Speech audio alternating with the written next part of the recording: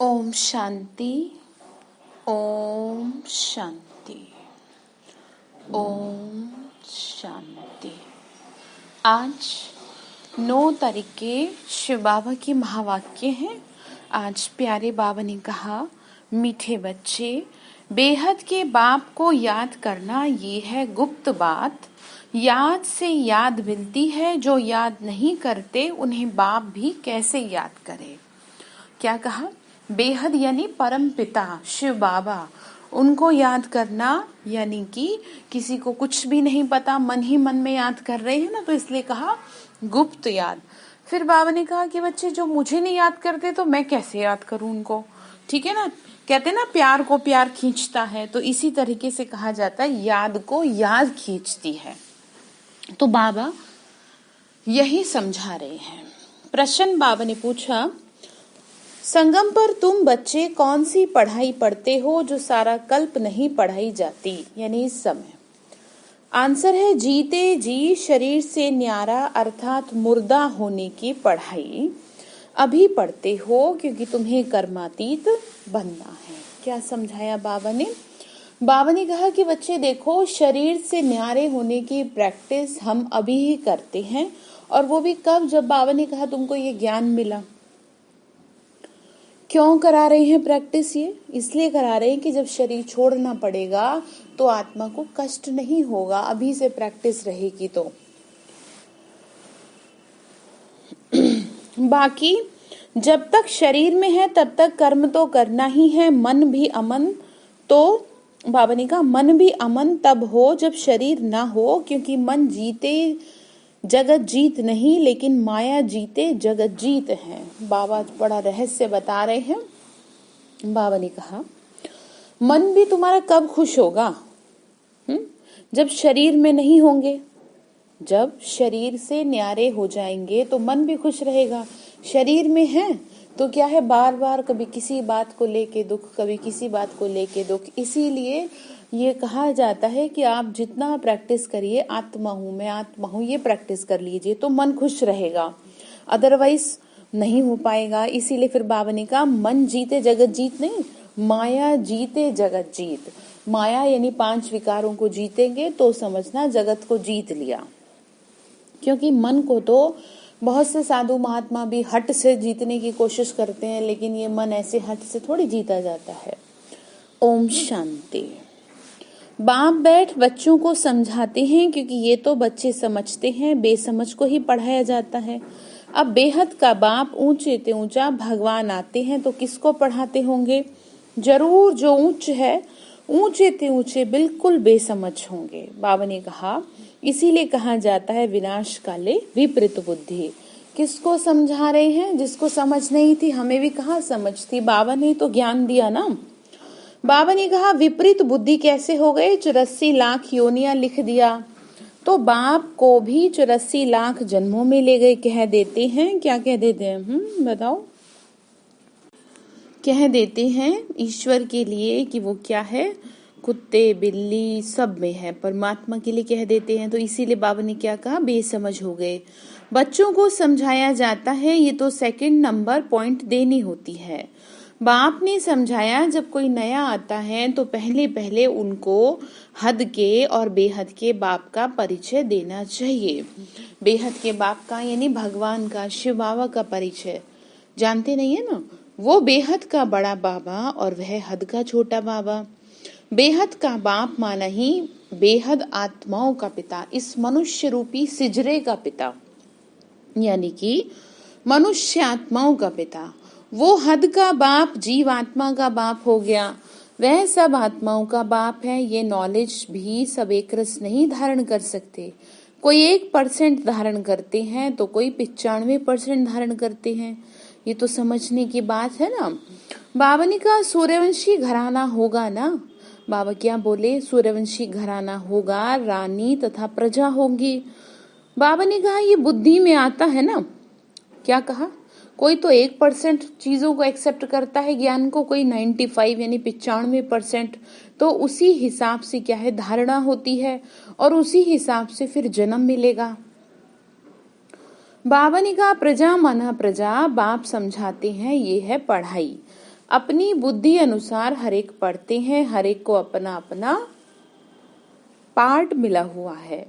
जिसने कल्प पहले जितनी पढ़ाई धारणा की उतनी अब भी धारण करते हैं। पढ़ाई कभी छिपी नहीं रह सकती, पढ़ाई अनुसार ही पद मिलता है। बाबा बोले, बच्चे पढ़ा लिखा जो भी है आपने, यानी वो दुनिया वाली पढ़ाई की बात नहीं कर रहे, जो जितना इस ज्ञान को समझा है उसके अनुसार से वो सारी चीजें सामने आएंगी। बाबा ने कहा वो छिपा नहीं रहेगा और उसी हिसाब से सतयुग में पद की प्राप्ति होगी। बाबा ने समझाया आगे चल इम्तिहान तो होता ही है, बगैर इम्तिहान ट्रांसफर तो हो नहीं सकते।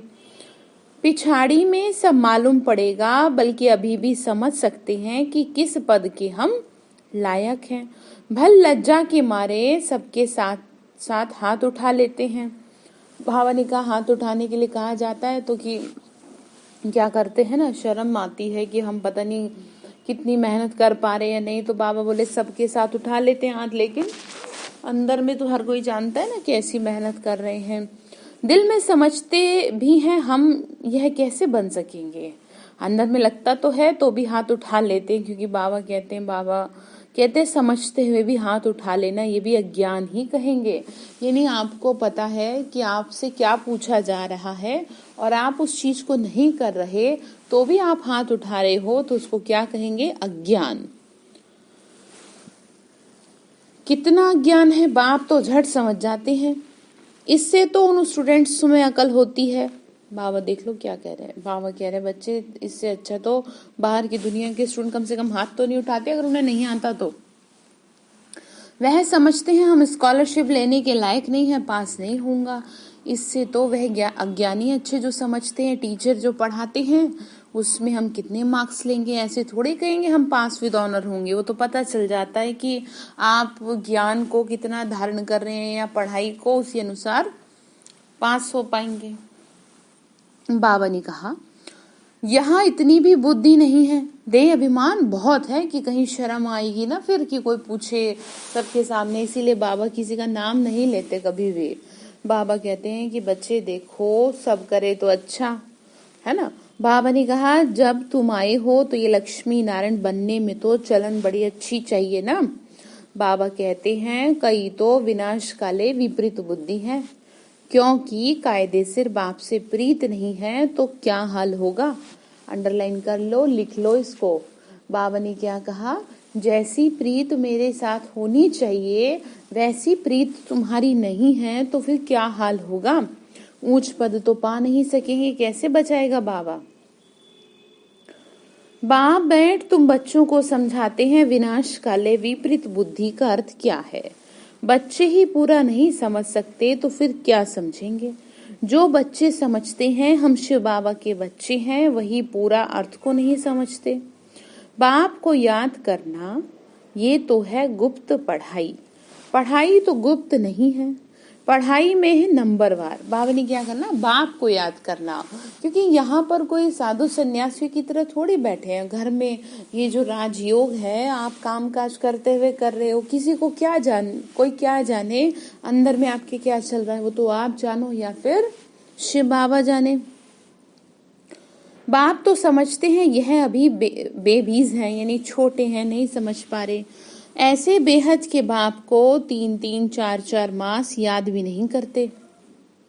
बाबा ने कहा देखो 3-4 महीने मेरे को बिना याद करे रह जाते हैं, मालूम कैसे पढ़े याद करते हैं। बाबा ने कहा चिट्ठी आए तो समझ में आए, फिर उस चिट्ठी में सर्विस समाचार भी हो, रूहानी सर्विस करता हूँ, सबूत तो चाहिए ना। बाबा बोले बच्चे तुम मुझे याद कर रहे हो, इस बात का क्या सबूत है, अच्छा बताओ। तुम डेली मुरली सुन रहे हो हैं, बताते हो बाबा हम मुरली भी सुने, सुबह अमृत वेला भी किए, कैसे बताओगे। बताना चाहिए ना, टीचर बहन को बताना चाहिए आपको। क्यों बताना चाहिए, क्योंकि जैसे वो माध्यम से पढ़ा रहा है उसी माध्यम से आप बताएंगे तो क्या होगा, समझ में आएगा ना।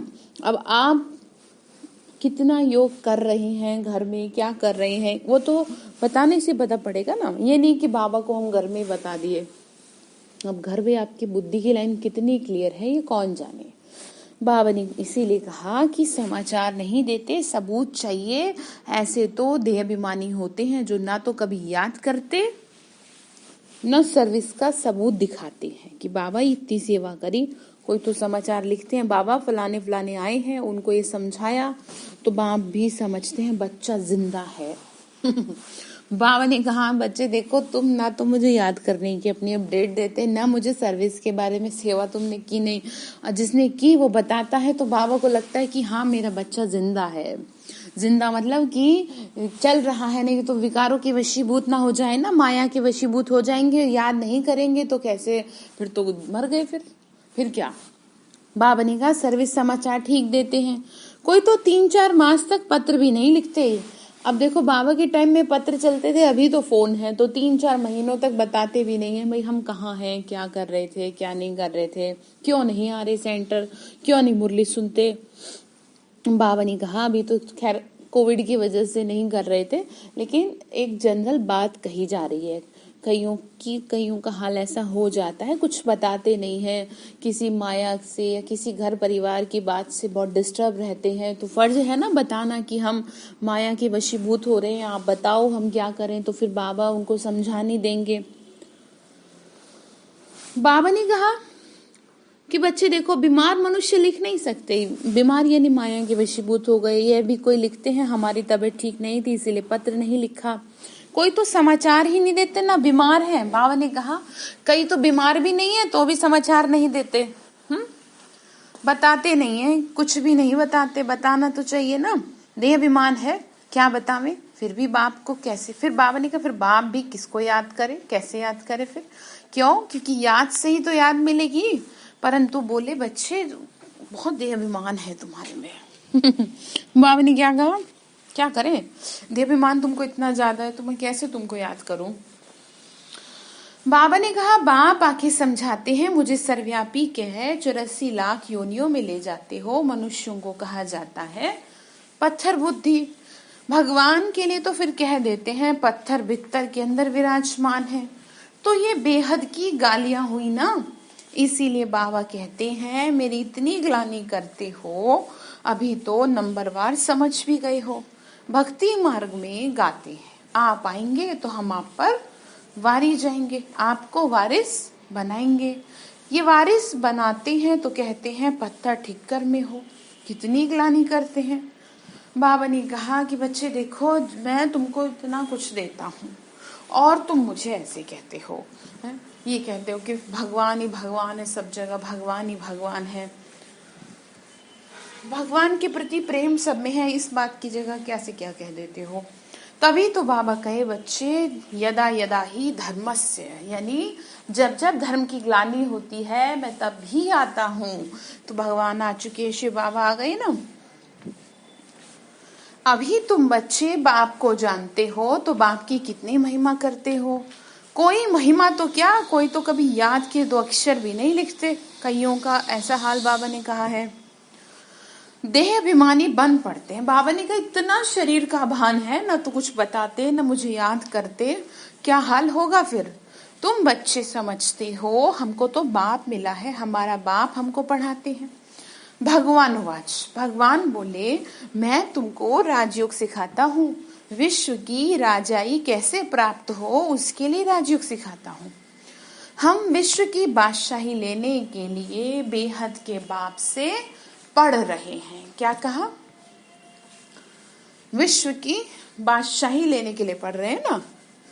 बाबा बोले ये नशा तो रहे तो अपार खुशी रहे। भल गीता भी पढ़ते हैं, परंतु जैसे ऑर्डिनरी किताब पढ़ते हैं, जैसे और किताबें पढ़ते हैं, ऐसे बस गीता पढ़ ली, समझ नहीं है बिल्कुल भी। कृष्ण भगवान वाच लिखा है उसमें राजयोग सिखाता हूँ, बस इतना बुद्धि का योग व खुशी नहीं रहती। गीता पढ़ने व सुनाने वालों में भी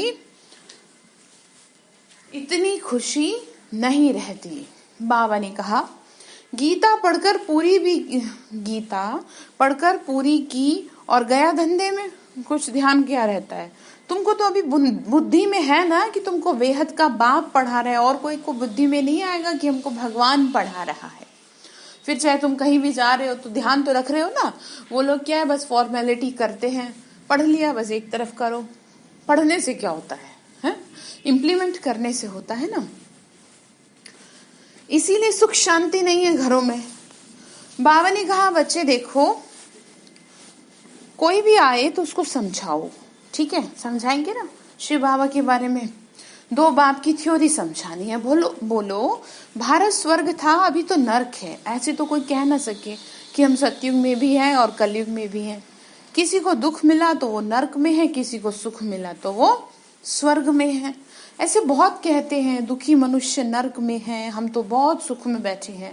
मतलब उनको लगता है हमारे पास महल माड़ियां हैं, धन दौलत है तो सुख है। वास्तविकता नहीं समझते कि सुख यानी स्वर्ग कहाँ किसको जाता है।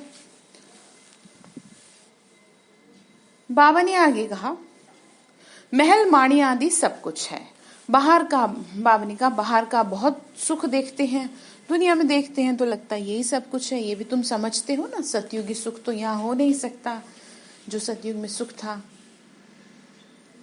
ऐसे भी नहीं गोल्डन एज को आयरन एज कहो, यानी कि ऐसे भी नहीं कि जो सतयुगी दुनिया है, गोल्डन एज है, उसको क्या कहो, आयरन एज कहो। यानी कि इस समय से उसको कंपेयर करो।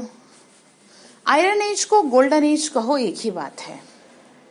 मतलब ये होता है कि हम क्या बनते हैं, हम सबसे पहले मैंने बताया ना आपको कई बार कि कोई भी चीज धीरे धीरे पुरानी होती है। तो कलयुग क्या है, ये बिल्कुल पुराना हो गया। आयरन मतलब बिल्कुल कैसा हो गया, लोहे जैसा हो गया, एकदम काला हो गया है। गोल्डन यानी एकदम सोने की तरह चमकती हुई दुनिया में थे हम, वापस उसमें जाएंगे। इसलिए बाबा ने कहा कि तुम कलयुग में रह करके कलयुग से ऊपर उठते हो, यानी गोल्डन एज में जाते हो। ऐसे समझने वालों को भी बाबा ने कहा, ऐसे समझने वालों को भी अज्ञानी कहेंगे। जो समझते हैं कलयुग कहो सतयुग कहो बात एक है, लेकिन समझाए ना कैसे ऊपर चढ़ते हो, कैसे सतयुग में जाते हो। ज्ञान से जाते हो ना, ज्ञान सुनते हो तो जाते हो। बाबा ने कहा तो पहले पहले बताओ समझाओ, आत्मा और परमात्मा का रूप तो एक ही है, वह भी आत्मा है परंतु उनको परमात्मा कहते हैं। प्रकाश का जो स्वरूप है वो काफी बड़ा है, शक्तियों का स्वरूप। बाप बैठ समझाते हैं मैं कैसे आता हूँ। सभी आत्माएं वहां परम धाम में रहती हैं, ये बातें बाहर वाला तो कोई समझ नहीं सकता। भाषा भी बहुत सहज है। गीता में श्री कृष्ण का नाम डाल दिया, अब कृष्ण तो गीता सुनाते नहीं, वो तो सबको कह न सके कि मामे कम याद करो। देहधारी की याद से तो पाप कटते नहीं। कृष्ण भगवान उवाच, गीता के हिसाब से देह के सब संबंध त्याग, मामे कम याद करो, परंतु देह के संबंध तो कृष्ण को भी है। अब कहा ये जाए कि भाई देह के संबंध कृष्ण को भी है, क्योंकि उनकी भी माँ थी, उनके भी पिता थे, सब थे। तो फिर कैसे कोई कहेगा इस बात को जब तक खुद नहीं उस चीज को कर पाएंगे। तो मतलब समझाया जा रहा है कि कृष्ण भगवान वाच नहीं, शिव भगवान वाच, क्योंकि उनका शरीर नहीं है। ये भी कितनी बड़ी भूल है। वो तो छोटा सा बच्चा है ना, बाबा ने कहा कितना फर्क पड़ जाता है। एक भूल के कारण परमात्मा तो सर्वव्यापी हो नहीं सकते। जिसके लिए कहते हैं सर्व का सदगति दाता, तो क्या वह भी दुर्गति को पाता है? परमात्मा कभी दुर्गति को पाता है क्या? थोड़ा सा विचार करो, कहने में भी गलत लगता है। ये सब विचार करने की बातें हैं, टाइम वेस्ट करने की बात नहीं है। विचार करो इन बातों पे। मनुष्य तो कह देते हमको फुर्सत नहीं है। तुम समझाते हो कि अगर कोर्स कर लो तो कहेंगे फुर्सत नहीं है। 2 दिन आएंगे फिर 4 दिन नहीं आएंगे। पढ़ेंगे नहीं तो ये लक्ष्मी नारायण कैसे बन सकेंगे? माया का कितना फोर्स है। बाप समझाते हैं, क्या समझाते हैं? जो सेकंड, जो मिनट पास होता है वह हूबहू रिपीट होता है। अनगिनत बार रिपीट होते रहेंगे। अभी तो बाप द्वारा तुम सुन रहे हो। बाबा तो जन्म मरण में आते नहीं, भेंट की जाती है। पूरा जन्म मरण में कौन आता है? बाबा ने क्या कहा, मैं तो जन्म लेता नहीं किसी के शरीर से, ठीक है। अब कौन लेता है? मनुष्य लेते हैं, ठीक। तो मनुष्य लेते हैं ना, तो इसी हिसाब से बाबा ने कहा बाकी तो सब आते ही हैं, यानी देवताओं को भी दिखाया, लेकिन उनके जो जन्म है वो क्या है, पवित्र जन्म है। इसीलिए चित्र भी दिखाया, ब्रह्मा और विष्णु दोनों जन्म मरण में आते हैं। सभी का जन्म होता है सिवाय शिव बाबा के। ज्योति बिंदु यानी जो रचयिता है सृष्टि का, उसको किसी के गर्भ से जन्म लेने की कोई भी जरूरत नहीं है। क्यों? क्योंकि सभी को उसने ही रचा है, सभी उसके बच्चे हैं ना, इसलिए। ब्रह्मा सो विष्णु, विष्णु सो ब्रह्मा पाठ में आते जाते हैं, ऐड हो न सके ये चित्र, फिर भी आकर सब देखेंगे और समझेंगे। बहुत सहज बातें हैं देखो समझने की। बाबा ने कहा बुद्धि में आनी चाहिए, बातें रहनी चाहिए बुद्धि में, ऐसे नहीं बस ठीक है सुन लिया हो गया बस। बाबा ने कहा ब्राह्मण है फिर हम सो क्षत्रिय वैश्य शूद्र बनेंगे, फिर बाप आएंगे तो हम सब ब्राह्मण बन जाएंगे। यानी ज्ञान देने के लिए आए ना बाबा। ये याद करो तो भी सुदर्शन चक्रधारी ठहरे। बहुत हैं जिनको याद ठहरती नहीं। तुम ब्राह्मण ही सुदर्शन चक्रधारी बनते हो, देवताएं नहीं बनते। ये नॉलेज है। भावनी का ये नॉलेज चक्र कैसे फिरता है, इस नॉलेज को पाने से तुम देवता बने हैं। वास्तव में कोई भी सुदर्शन चक्रधारी कहने के लायक नहीं है, किसी को नहीं कह सकते, क्योंकि आत्मा का ज्ञान नहीं है ना, शिव बाबा ने दिया हमें। तो इसीलिए समझाते हैं कि आप याद करो जो कोर्स में समझाया गया है, क्या थे आप। वास्तव में कोई नहीं जानता। मनुष्यों की सृष्टि मृत्युलोक ही अलग है। जैसे भारतवासियों की रस्म रिवाज अलग है ना, सबका अलग अलग होता है, इसी तरह देवताओं की रस्म रिवाज अलग होती हैं। मृत्युलोक के मनुष्यों की रस्म रिवाज अलग है। रात दिन का फर्क है बाबा ने कहा, इसीलिए सब कहते हैं हम पतित हैं। हे भगवान हम सब पतित दुनिया के रहने वालों को पावन बनाओ, ऐसे बाबा को पुकारते हैं ना। तुम्हारी बुद्धि में है पावन दुनिया आज से 5000 वर्ष पहले थी, जिसको सतयुग कहा जाता है। त्रेता को नहीं कहेंगे, बाबा ने समझाया है वो है फर्स्ट क्लास, ये है सेकंड क्लास। तो एक एक बात अच्छी रीति धारण करनी चाहिए। जो कोई भी आए तो वंडर खाए इस बात के लिए। कोई तो वंडर खाते हैं परंतु फिर उनको फुर्सत नहीं रहती, यानी उनको समझ में तो आता है लेकिन फुर्सत नहीं निकाल पाते जो मेहनत करें। फिर सुनते हैं पवित्र जरूर रहना है, ये काम विकार ही है जो मनुष्य को पतित बनाता है। इनको जीतने से ही जगत जीत बनेंगे। बाबा ने भी कहा है काम विकार जीत जगत जीत बनो। मनुष्य फिर कहते हैं मन जीते जगत जीत, परंतु बाबा ने कहा मन को वश में करो। अब मन अमन तो तब हो, यानी वश में, या ये कहें खुश तो तब हो जब शरीर ना हो। अब शरीर में तो है ही, शरीर में रह कि मन को वश में नहीं किया जा सकता, इसका डायरेक्शन बदला जा सकता है। क्योंकि इसे जो एक डायरेक्शन आप दे देंगे उसी के अकॉर्डिंग चलता रहेगा। अगर नेगेटिव सोचने की बार बार डायरेक्शन दे रखी है तो आप पॉजिटिव नहीं सोच पाएंगे। इसीलिए डायरेक्शन बदलिए, यानी रास्ता बदलिए।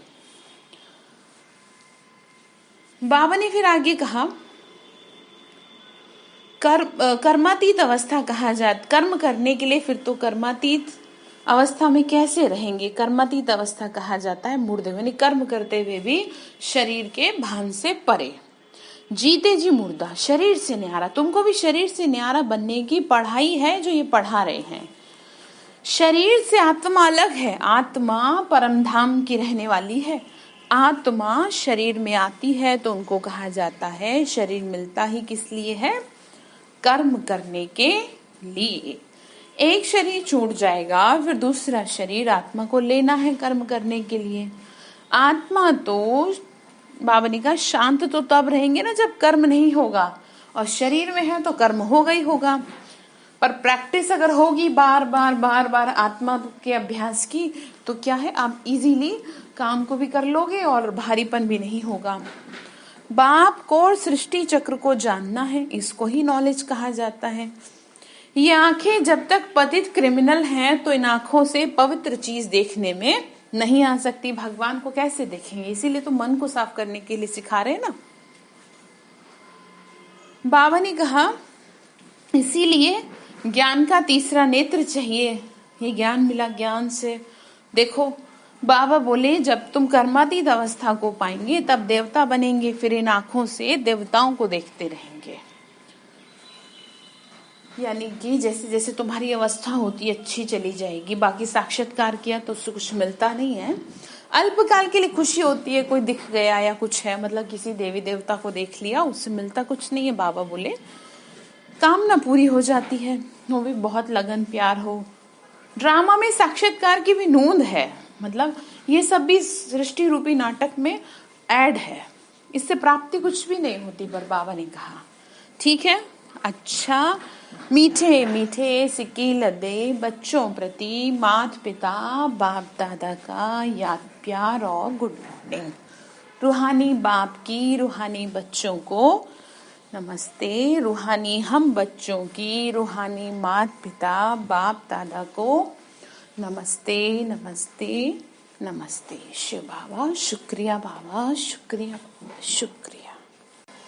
धारणा के लिए मुख्य सार है, बाबा ने कहा शरीर से न्यारी आत्मा हूँ, जीते जी इस शरीर में रहते जैसे मुर्दा।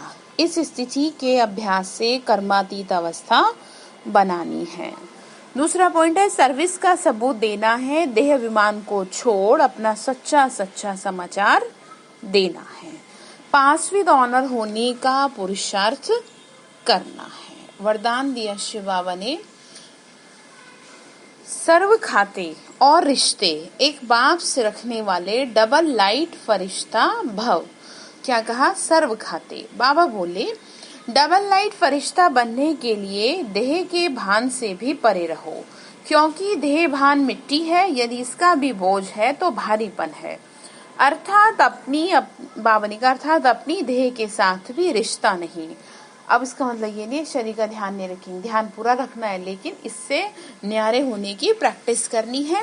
बाप का दिया हुआ तन बाप को दे दिया, अपनी वस्तु दूसरे को दे दी तो आप अपना रिश्ता खत्म, यानी तन भी तेरा मन भी तेरा, सब हिसाब किताब सब लेन देन बाप से, बाकी सब पिछले खाते रिश्ते खत्म।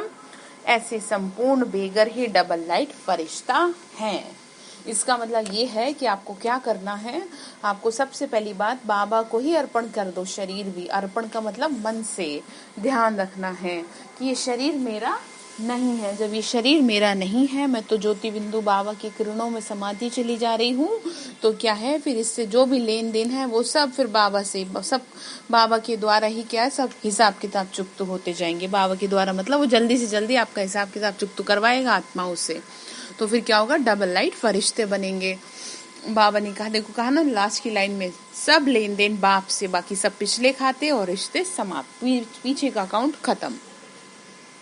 स्लोगन है, अपनी विशेषताओं को प्रयोग में लाओ तो हर कदम में प्राप्ति का अनुभव करेंगे। क्या कहा?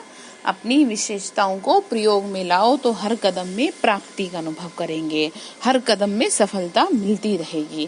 तो बाबा ने होमवर्क क्या दिया, क्या अभ्यास करेंगे? मैं आत्मा इस शरीर से न्यारी हूँ। बार बार बार बार शरीर से डिटैच होने की फीलिंग करें, चाहे 5-5 मिनट के लिए करेंगे, तभी बाबा ने का कुछ हो पाएगा। ठीक है। अच्छा, ओम शांति।